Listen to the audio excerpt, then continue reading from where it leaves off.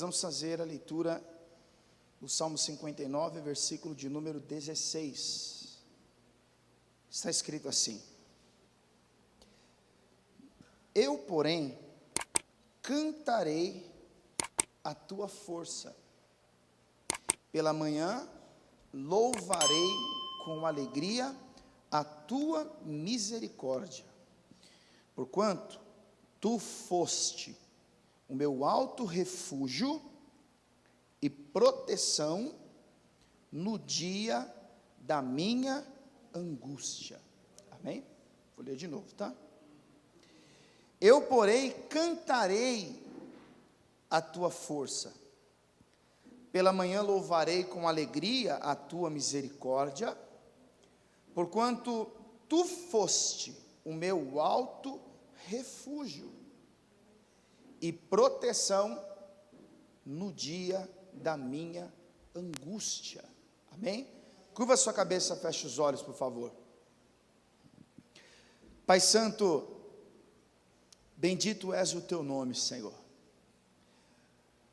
Nós te louvamos, te exaltamos mais uma vez, porque pela tua bendita misericórdia o Senhor nos permitiu mais uma vez estarmos na tua casa, reunidos em teu nome, agora com o privilégio de ouvirmos a pregação da tua palavra. E eu oro, pedindo que o teu Espírito Santo assuma a direção desta pregação e fale a cada vida, a cada coração, não somente aos nossos irmãos que aqui estão presentes, como também a todo aquele que ouvir esta palavra nas redes sociais, que o Senhor cumpra todos os propósitos que o Senhor tem a realizar através dessa palavra, que haja exortação, que haja consolo, que haja repreensão, que haja edificação, que haja crescimento, Pai, que assim seja feito em nome de Jesus, amém. Pode sentar no seu lugar, por favor. O Salmo 59 é um salmo escrito por Davi, que escreve em uma ocasião em que ele vivia um perigo constante, porque quando Davi vence aquele gigante filisteu e desperta a admiração do povo de Israel, a história diz que algumas mulheres começaram a cantar que Davi matou, que Saul matou milhares, mas Davi 10 milhares, e Davi foi o jovem superestimado pela sua coragem, pela sua ousadia, e isso vai encher o coração do então rei Saul de ciúmes. Então Saul, ele vai começar a perseguir Davi, a tramar contra a sua vida. Saul, ele vai tentar cravar Davi com uma lança na parede, e para não morrer, Davi então precisa fugir para os montes, para os vales, para as cavernas, para outras cidades. E o salmo que nós lemos no verso de número 16, mostra Davi exaltando a Deus, louvando a Deus, porque nos dias da sua angústia, ele encontrou refúgio, que significa abrigo contra o perigo. Davi faz menção que em Deus ele encontrou o socorro, em Deus ele encontrou refúgio, em Deus ele encontrou a proteção nos dias da sua angústia. E como você já ouviu, segundo a psicologia, a angústia é um mal-estar psíquico. A angústia é uma inquietação ao pânico. A angústia é uma dor moral que atinge em cheio a alma de uma pessoa a ponto de desestabilizá-la emocionalmente, psicologicamente. Quando a pessoa, por exemplo, ela está vivendo uma crise financeira, não encontra saídas para resolver os seus problemas, ela pode então ser tomada por uma angústia, quando a pessoa precisa tomar uma decisão séria, importante, que não pode ser adiada, mas ela não sabe o que fazer, não sabe qual é o caminho, não sabe qual é a escolha correta, ela pode ficar angustiada. Quando a pessoa, ela recebe uma responsabilidade, uma missão, uma tarefa, e parece que lhe faltam recursos intelectuais, parece que ela não tem ciência de como fazer, e ela vive sobre uma pressão, sobre uma cobrança, ela pode ficar angustiada, além das crises sentimentais e tantas outras coisas que podem gerar esse mal-estar, essa angústia, essa ansiedade que tira a estabilidade, que gera anseios, receios, preocupações. E esse mal-estar, essa angústia, como Davi menciona no verso 16, ela é algo que pode acontecer na vida de qualquer homem e mulher de Deus. O fato da pessoa ter a fé declarada em Jesus Cristo, o fato da pessoa andar na presença de Deus, não elimina a possibilidade de um dia ou outro ela viver uma crise, uma angústia. E quando você examina a Escritura, você percebe que homens que tiveram uma importância na sociedade viveram tais crises. Quando Moisés foi levantado por Deus para conduzir a nação dos desertos em direção à terra que Deus havia jurado, Moisés percebe logo de cara que aquele povo era um povo difícil de ser conduzido, porque o povo reclamava de tudo. Quando faltava água, o povo cobrava Moisés. Quando faltava comida, o povo reclamava com Moisés. Quando as águas eram amargas, mais uma vez eles reclamam, e chega um momento em que Moisés vai dizer, não dá. Chega uma hora que Moisés vai dizer a Deus que aquele fardo era muito pesado.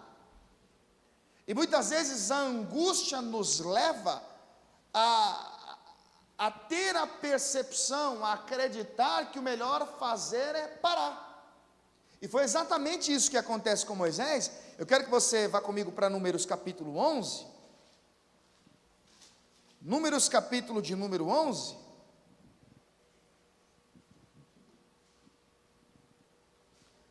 Nessa ocasião eles estão se queixando, reclamando. Começam a se lembrar do Egito, dizendo a Moisés que no Egito tinha umas panelas de carne. Então Moisés vai chegar para Deus e vai dizer, olha, essa cobrança é demais para mim.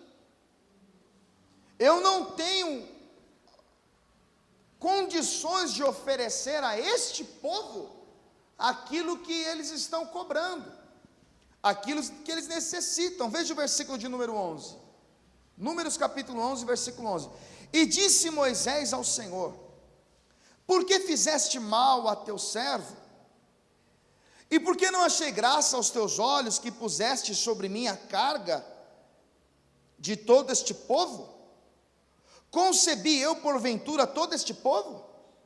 Gerei-o eu para que me dissesses que o levastes ao colo, como o aio leva o que cria a terra que juraste a seus pais? De onde teria eu carne para dar a todo este povo?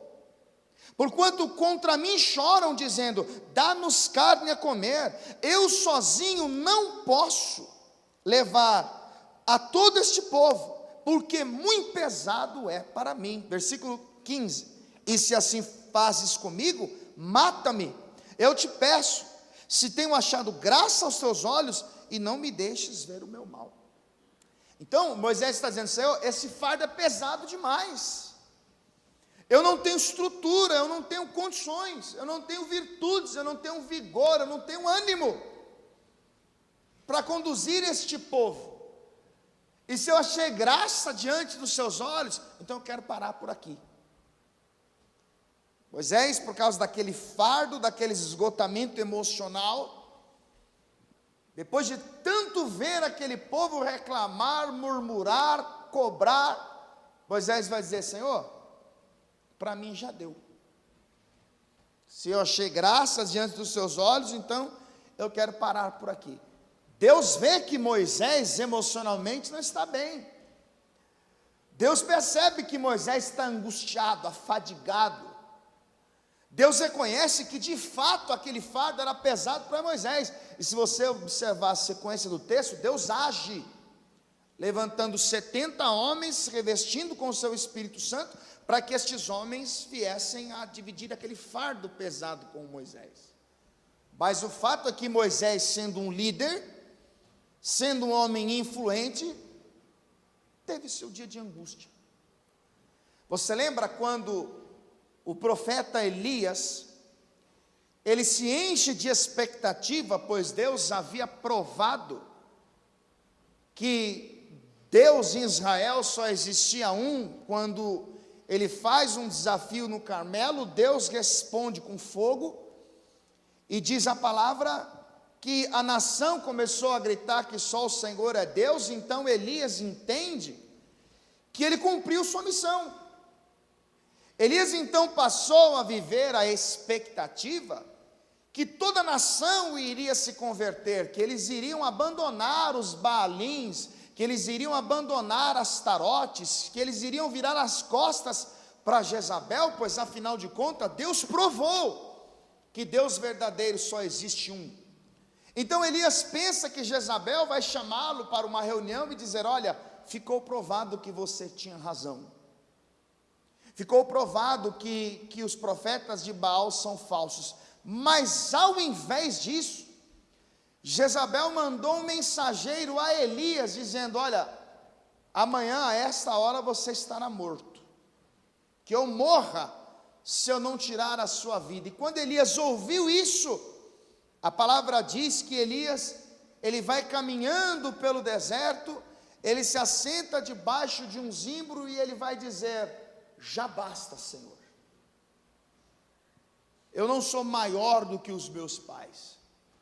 Ao perceber que aquela expectativa não foi correspondida, ao perceber que as coisas não aconteceram como ele esperava, ao perceber que aos seus olhos os seus planos haviam fracassados, tomado pelo desânimo e pela angústia, Elias vai falar com Deus dizendo: Senhor, já basta, não tenho mais como ir adiante. Ele se enche de complexos, porque ele diz: eu não sou melhor que os meus pais. 1 Reis 19:4. Então perceba, dois homens que foram influentes na sociedade judaica, viveram dias de angústias e tentaram interromper o propósito de Deus, justamente por causa deste abalo emocional, psicológico, e essa tristeza profunda, até Jesus sentiu. Porque quando você lê Marcos capítulo 14, versículo 34, Jesus vai dizer: a minha alma está profundamente triste até a morte. Quer dizer que até Jesus, ele sentiu essa angústia, essa opressão, essa tristeza profunda. E o problema é que a angústia normalmente traz consigo a sensação de desamparo. Quando nós estamos angustiados, quando nós estamos tristes, quando nós vivemos os nossos abalos emocionais, o que nós mais desejamos é companhia. É pessoas que venham de alguma maneira prestar socorro, prestar auxílio. Por isso que a Bíblia diz em Provérbios 17:17, que na hora da angústia nasce um irmão. Porque a angústia traz consigo a sensação de que estamos sozinhos, por mais que estejamos rodeados de pessoas. Por mais que temos toda a família ao nosso lado, Por mais que estejamos na igreja, rodeados de pessoas no trabalho, a angústia traz consigo a solidão, a sensação de desamparo, e até Jesus em Marcos capítulo 15, versículo 34, ele vai dizer: Deus meu, por que me desamparaste?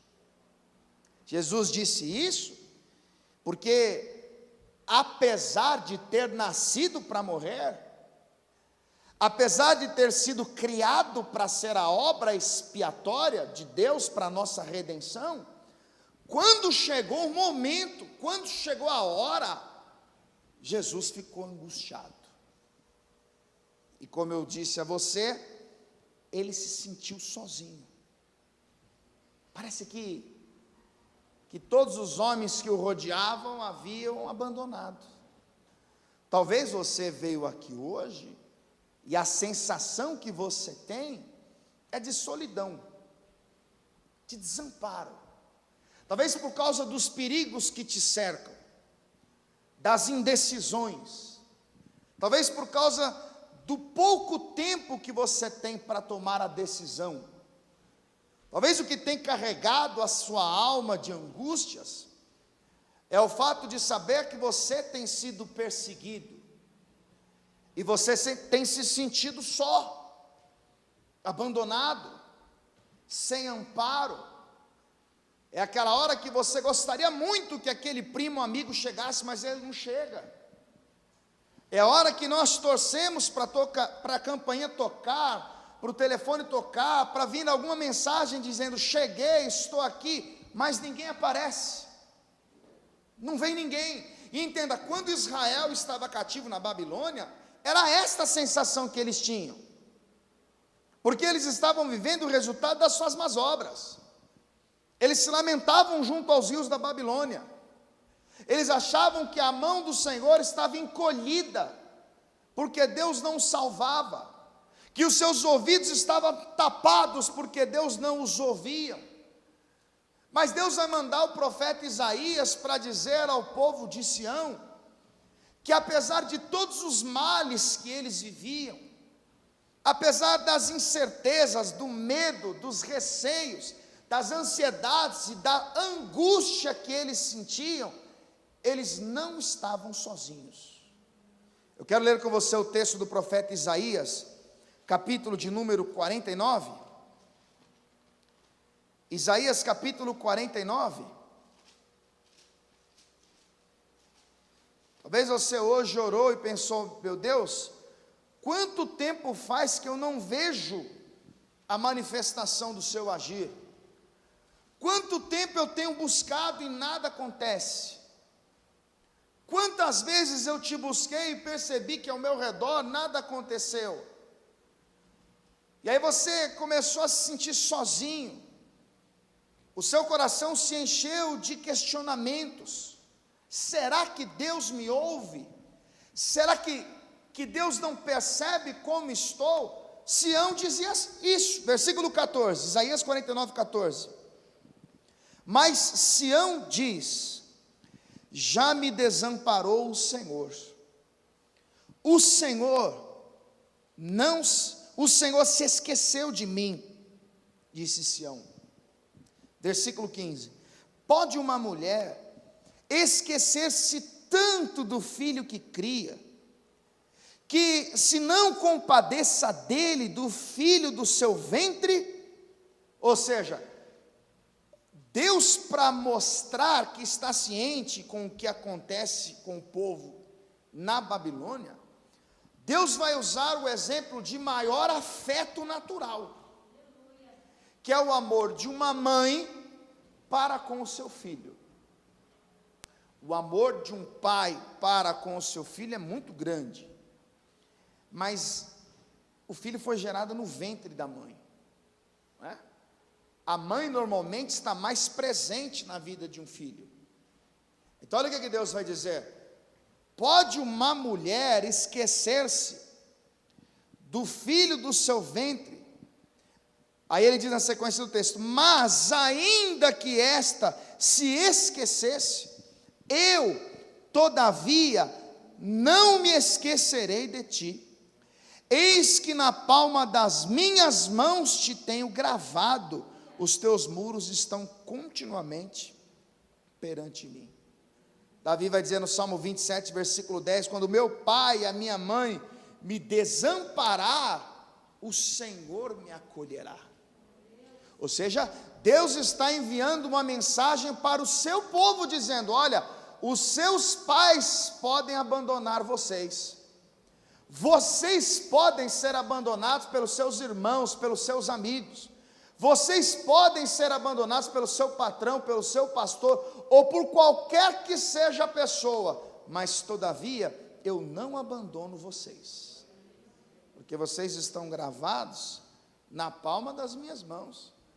Talvez Deus te trouxe aqui para dizer para você, que ainda que não pareça notório, ainda que você não veja manifestação alguma diante dos seus olhos, Deus ele está com você nos dias da sua angústia. Deus está com você nos dias em que a sua alma se enche de anseios, de receios, de dúvidas, de medos, de incertezas e tantos outros males que são consequências da angústia. Às vezes, a nossa fé é colocada à prova. Pedro escreveu que a fé, para ser valiosa, assim como um ouro, ela tem que ser provada pelo fogo.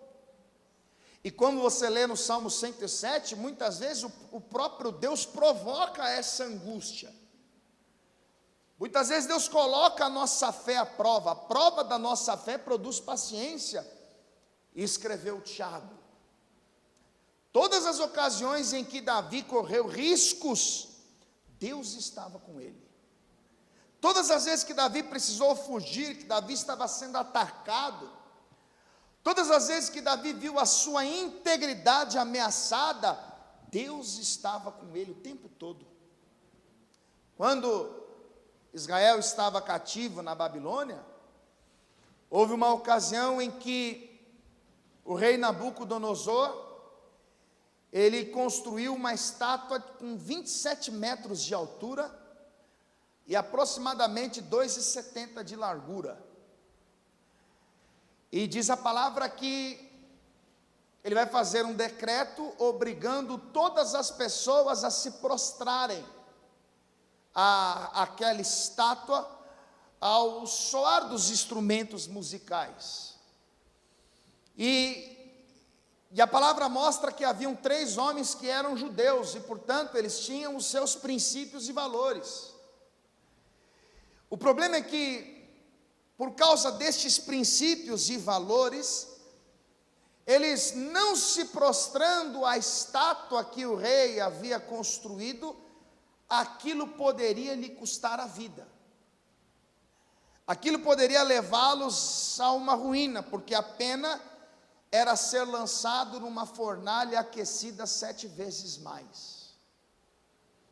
E muitas vezes Deus coloca a nossa fé à prova, quando nós temos a oportunidade de renunciar aos nossos princípios e valores em troca de benefícios. É quando surge uma proposta, uma oportunidade, uma facilidade, que trará benefícios momentâneos, recursos, oportunidades, mas que fere os nossos princípios e valores. Então, a estátua havia sido formada. Vamos para Daniel capítulo 3. Livro do profeta Daniel capítulo 3. Eu quero ler com você para ficar mais fácil de entender.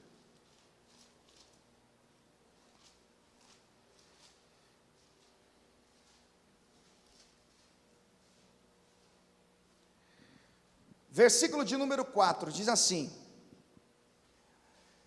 e o arauto apregoava em alta voz: ordena-se a vós, ó povos, nações e gente de todas as línguas, quando ouvirdes o som da buzina, pífaro, harpa, sambuca, saltério, gaita de foles, toda sorte de música, vos prostrareis e adorareis a imagem de ouro que o rei Nabucodonosor tem levantado. e qualquer que não se prostrar e não a adorar, será na mesma hora lançados dentro do forno de fogo ardente. Então, ou vocês se prostram, ou vocês permanecem fiéis a Deus, não é? Ou vocês continuam firmes na vontade de Deus, ou então vocês renunciem os seus princípios e continuem vivos. E aí você precisa entender o real motivo da nossa fé. Porque quando nós falamos em fé, nós falamos que temos que crer para o milagre acontecer. Nós cremos no milagre, nós cremos na vitória, nós falamos que cremos em várias coisas. Mas a fé é exatamente para isso. Por isso que a palavra de Deus diz que o justo viverá pela fé. E se ele recuar, a minha alma não tem prazer nele. É exatamente a fé que nos sustenta no dia da angústia, no dia mau, no dia difícil. No dia em que precisamos escolher, tomar um posicionamento. Ou abrimos mão do nosso conceito e daquilo que nós aprendemos com Deus, ou então começamos a ceder às imposições, aos caprichos do mundo, às ideologias que estão surgindo. Quando você lê Atos capítulo 5, a ordem era que não pregassem o Evangelho. Estava proibido pregar o Evangelho, mas Pedro continuou pregando, e ao ser questionado em Atos capítulo 5, versículo 29, ele vai dizer: mais importa obedecer a Deus do que aos homens. Então, aqueles três amigos judeus, ao ouvirem o som dos instrumentos musicais e percebendo que os babilônicos e os estrangeiros que ali estavam, inclusive outros judeus, se prostraram perante a estátua, eles permaneceram de pé.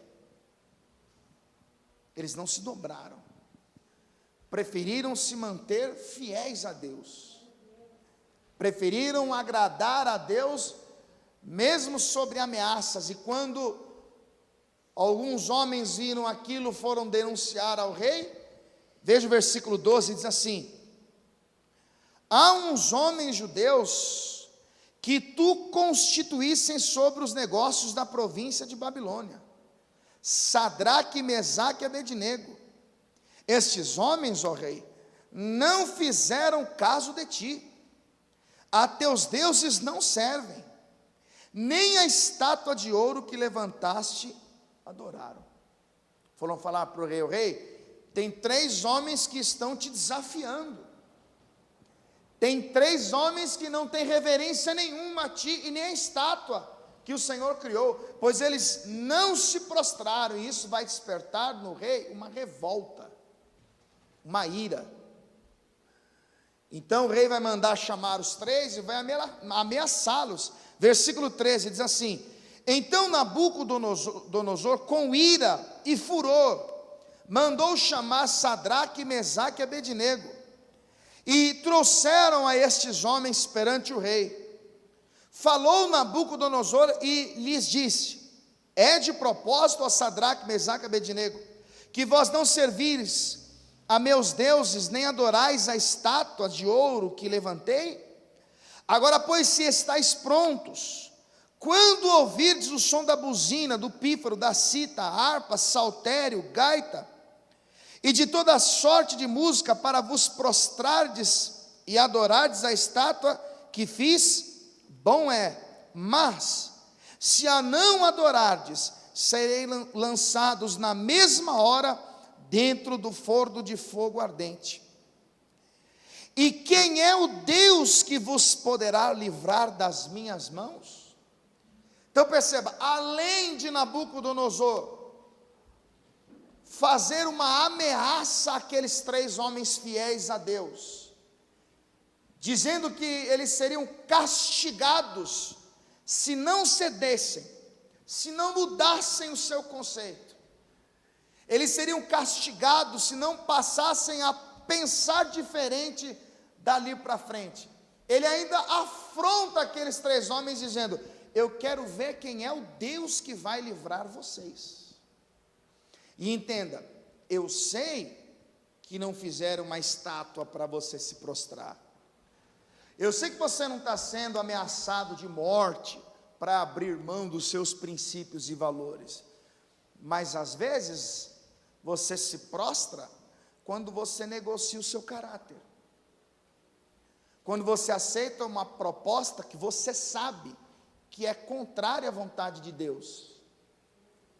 Quando você aceita uma corrupção moral. Ou quando você é ameaçado em perder alguns privilégios, quando você é ameaçado em perder a porta que se abriu, e então você vai cedendo aquilo que é proposto só para você não perder. E esses homens, eles tinham a escolha: ou eles optassem em ficar vivos, se prostrando perante a estátua que Nabucodonosor havia feito, ou então eles seriam lançados na fornalha de fogo aquecida 7 vezes mais. Então, o rei Nabucodonosor vai desafiá-los. Agora, olha que coisa linda a resposta que eles vão dar no verso 16. Responderam Sadraque, Mesaque e Abednego, e disseram ao rei Nabucodonosor: não necessitamos de te responder sobre este negócio.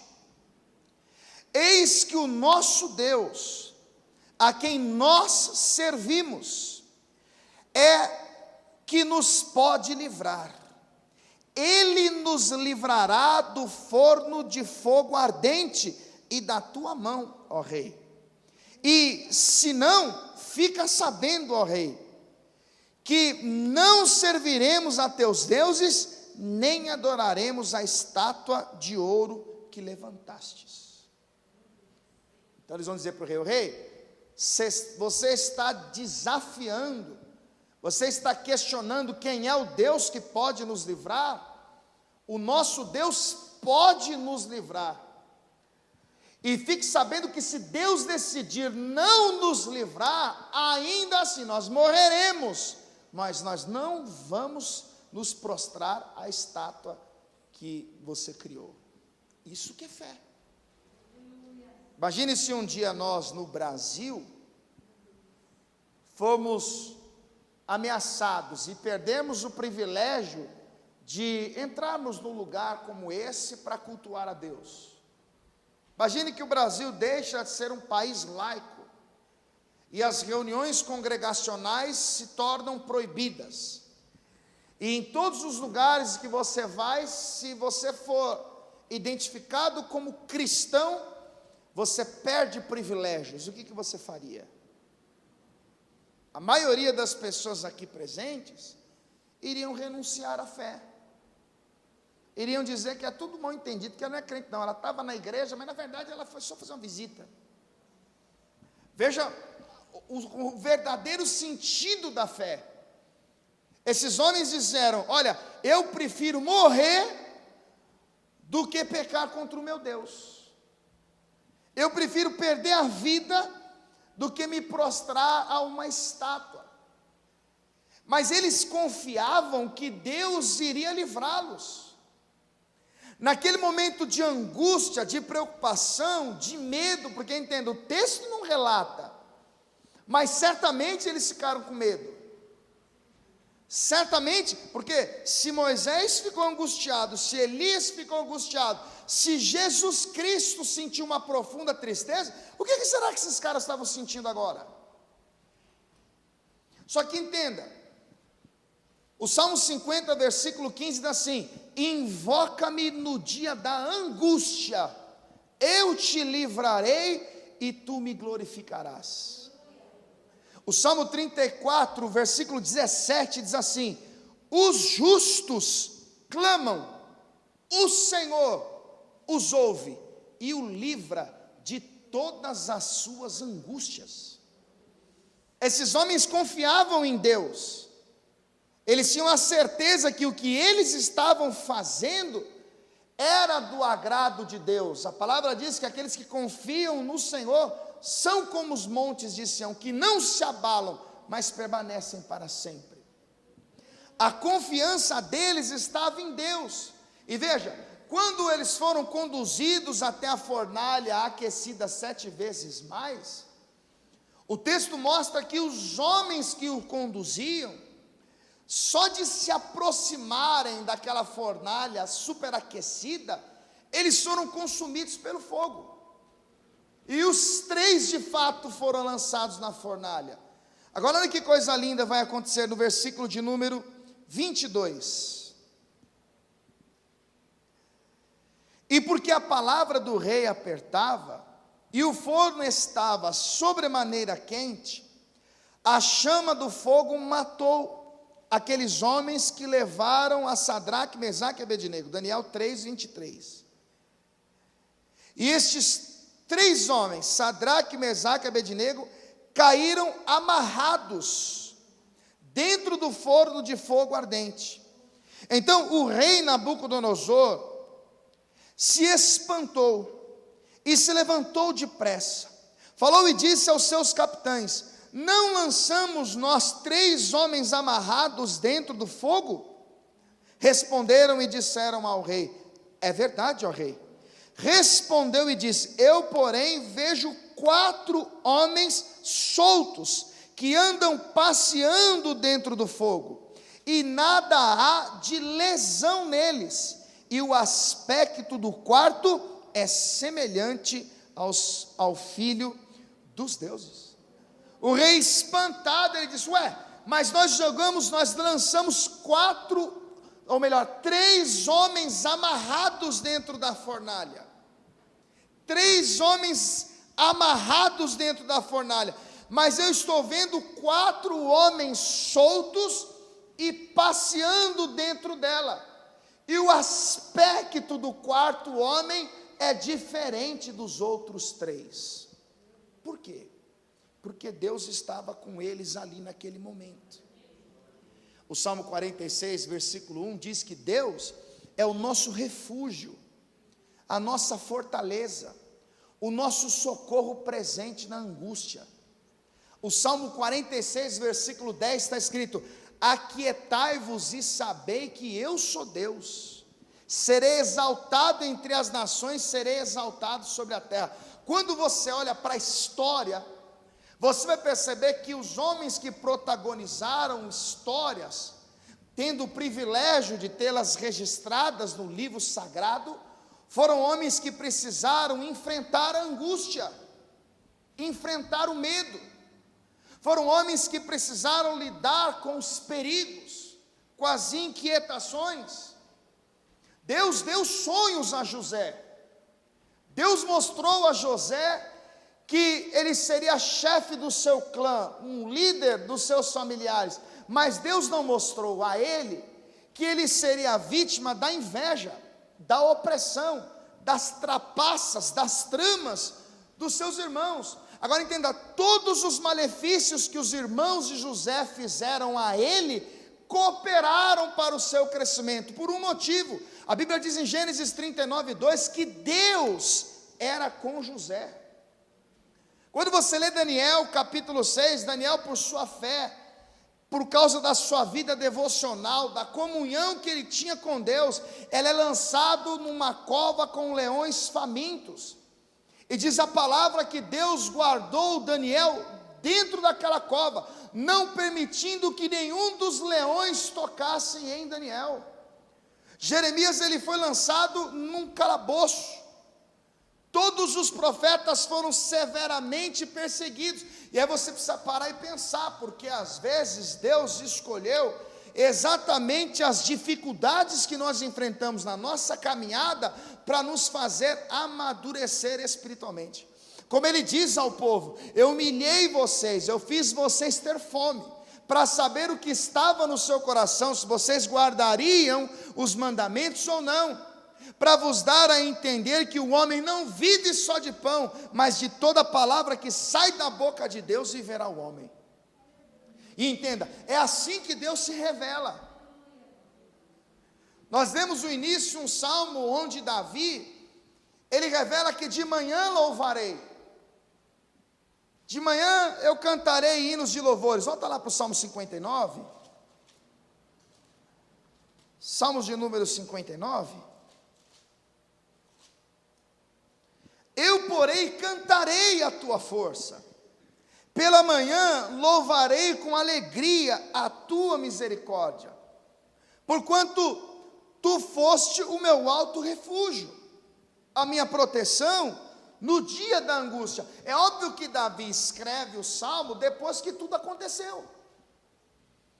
Então, na hora ele ficou angustiado, na hora se sentiu desamparado, na hora teve os seus receios, na hora pode até ter se sentido inseguro, mas depois ele olha para trás e diz: foi Deus que me livrou de Saul, foi Deus que me livrou do gigante, foi Deus que conseguiu me fazer vencer o urso, foi Deus que me deu forças para vencer o leão. Davi encontra motivos de sobra para louvar a Deus pelas suas misericórdias e por todas as vezes que Deus o socorreu.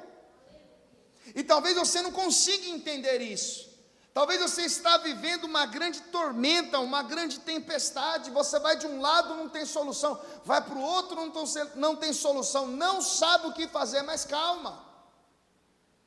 O mesmo Deus que apresentou uma solução para Moisés, o mesmo Deus que enviou pão e água para Elias, o mesmo Deus que esteve naquela fornalha, o Deus que estava com José, o Deus que fez Jesus ressuscitar é o nosso Deus. Ele continua sendo o nosso refúgio, Ele continua sendo o nosso socorro presente nos dias da angústia. Quando Israel, eles veem os carros e os cavaleiros de Faraó, diz a palavra que eles começaram a questionar, a murmurar. Moisés vai falar com Deus, e Deus diz: Moisés, por que clamas a mim?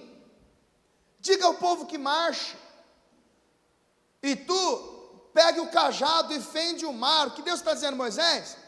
Marchar é com vocês, abrir o caminho já é comigo. Diz a palavra que no início da manhã o mar estava aberto. O povo vai atravessar o mar a seco. E quando você lê Êxodo capítulo de número 15, eles vão chegar do outro lado, e o capítulo 15 inteiro, ou quase inteiro, é o cântico dos hebreus. Eles atravessaram o mar depois dos dias de perigo, depois da ansiedade, depois do medo, depois da angústia. Lá do outro lado eles vão cantar e exaltar a Deus por aquilo que Deus havia feito.